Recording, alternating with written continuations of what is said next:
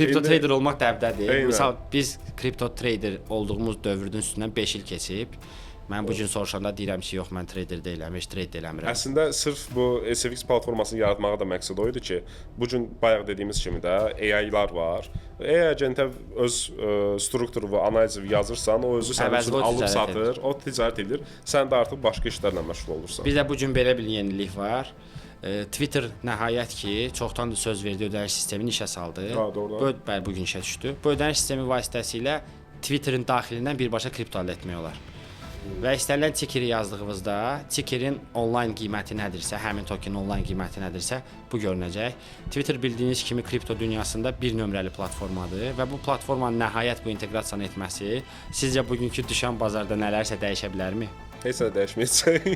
Pul yoxdur. Pul yoxdur. Heç kimdə pul yoxdur. Hamıda çünki həmin o bu son bir həftədə olan düşüşdə baxırsan ki, pul ümumiyyətlə bazardan çıxır. Biri var, nə bilim, Bitcoin-dan çıxsın, qızıla keçsin, qızıldan çıxsın neftə. Çünki satış həcmləri də böyük çıxır. deyil. Yəni əvvələ nisbətdə satış həcmləri böyük deyil. Yəni open interest artmır.